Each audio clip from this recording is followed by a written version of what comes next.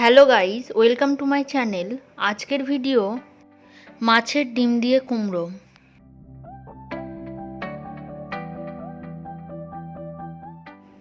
এই রেসিপিটি করার জন্য আমি নিয়ে নিয়েছি মাছের ডিম এইভাবে ভাজা, এইভাবে কুচি করে নিয়ে নিয়েছি। এরপর আমার লাগছে কাঁচা লঙ্কা কুচি, পেঁয়াজ কুচি, আদা বাটা। এরপর নিয়ে নিচ্ছি কুমড়ো, এইভাবে আমি কেটে নিয়েছি। এরপর আমি নিয়ে নিয়েছি আলু আমি এভাবে পিস করে নিয়েছি। এরপর কড়ায় সরিষার তেল দিয়ে এটি গরম হয়ে গেলে এতে দিয়ে দিচ্ছি তেজপাতা ও 5 ফোড়ন দিয়ে এটিকে একটু নেড়ে নিতে হবে। এটা একটু নাড়াচাড়া করার পর এতে দিয়ে দিচ্ছি কাঁচা লঙ্কা কাটাটা একটু নাড়ার পর এতে দিয়ে দিচ্ছি পেঁয়াজ কুচি দিয়ে এটিকে একটু ভালোভাবে নেড়ে চেড়ে নিতে হবে। একটু হালকা ভেজে নিতে হবে, হালকা ব্রাউন হবে ততক্ষণ আমাদের একটু ভেজে নিতে হবে।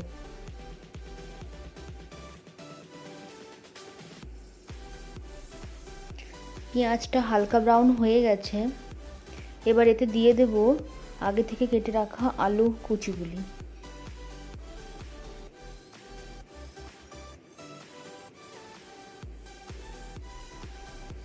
দেওয়ার পর এটিকে একটু নেড়ে চেড়ে হালকা ভাজা ভাজা করে নিতে হবে।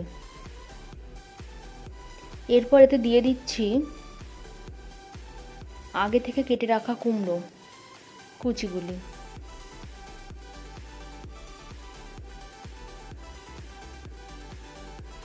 এটিকে আমরা দুটো ভালোভাবে একটুখানি মিশিয়ে নেব।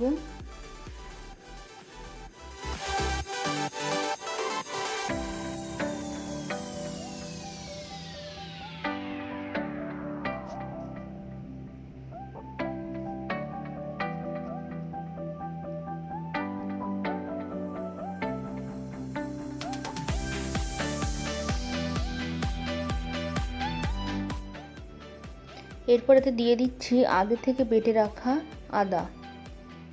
আদা দেওয়ার পর এটাকে একটু ভালোভাবে কষাতে হবে।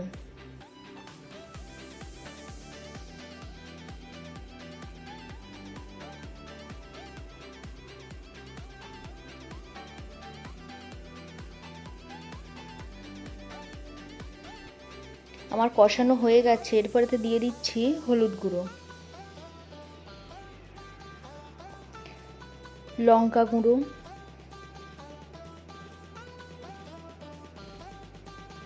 দিয়ে এটা ভালোভাবে মিশিয়ে নিতে হবে।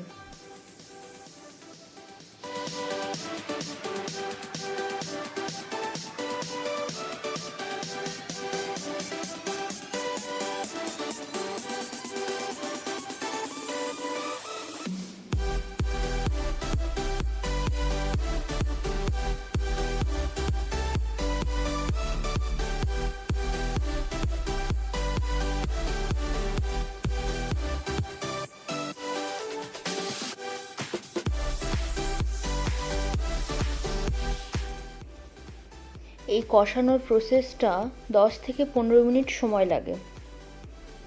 এরপর আমি এতে দিয়ে দিচ্ছি আগে থেকে ভেজে রাখা মাছের ডিম। এখানে আপনারা যে কোনো মাছের ডিম নিয়ে ভাজতে পারেন, ভেজে দিতে পারেন। ভালোভাবে আমি মিশিয়ে নেব।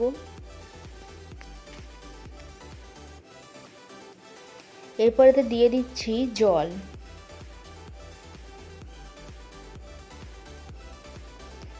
দেওয়ার পর এটা ভালোভাবে একটু নেড়ে চেড়ে যতক্ষণ না ফুটবে ততক্ষণ আমাদের একটু ওয়েট করতে হবে। এটা ফুটে গেলে আমরা এটাকে ঢেকে 10 মিনিটের জন্য রেখে দেব।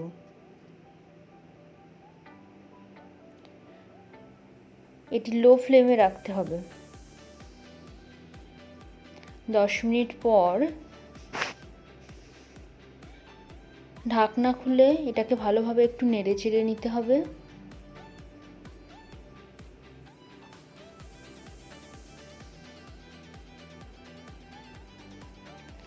গ্যাসের ফ্লেম এবার হাইতে থাকবে।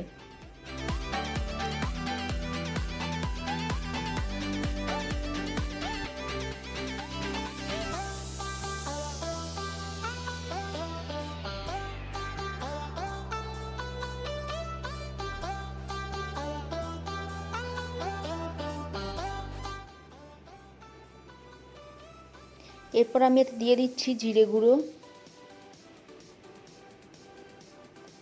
জিরে গুঁড়ো দেওয়ার পর এটা ভালোভাবে একটু নেড়ে নিতে হবে।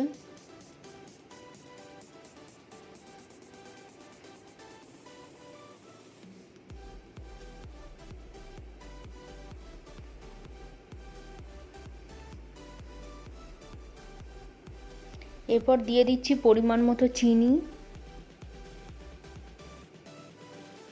আপনারা যেমন মিষ্টি খান সেই হিসাবেই চিনিটা দিয়ে দেবেন।